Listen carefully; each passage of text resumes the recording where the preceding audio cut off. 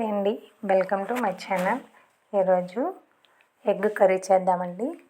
ముందుగా egg boil చేసి ఉడికించి పక్కన ఉంచాను. అలాగే స్టవ్ మీద కడాయించి అందులో ఆయిల్ వేసి కాస్త ఆవాలు కూడా వేసి ఆవాలు చిటపటలాడాక 2 ఉల్లిపాయలు సన్నగా కట్ చేసి వేసుకోవాలి. ఇందులోకి 2 లేక 3 పచ్చిమిర్చి ఇలా చీలికగా వేసుకోవాలి.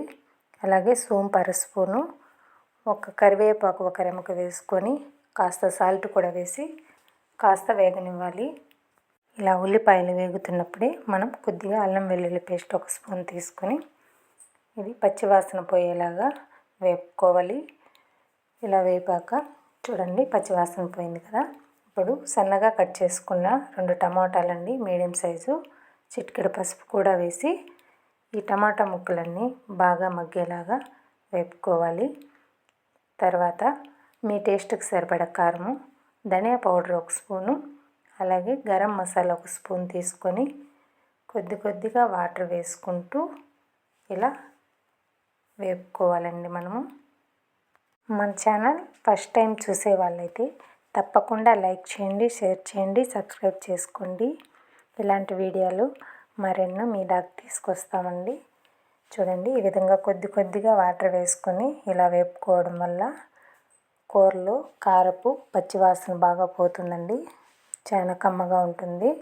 చూడండి ఈ విధంగా వేగిపోయింది కదా. ఇప్పుడు కాస్త వాటర్ వేసుకొని కొద్దిగా ఉడికాక ఇవి నేను ఉడకబెట్టి పక్కన ఉంచానండి. తర్వాత గ్రేవీ కోసమని ఫ్రెష్గా ఉండే ఇంకొక ఎగ్ తీసి పగలగొట్టి ఇందులోకి ఇలా పోసుకోవాలి. చూడండి ఈ విధంగా పోయడం వల్ల గ్రేవీ చిక్కగా వస్తుంది. మేము చపాతీ లెక్క అయితే రైస్లోకైనా చాలా బాగుంటుందండి.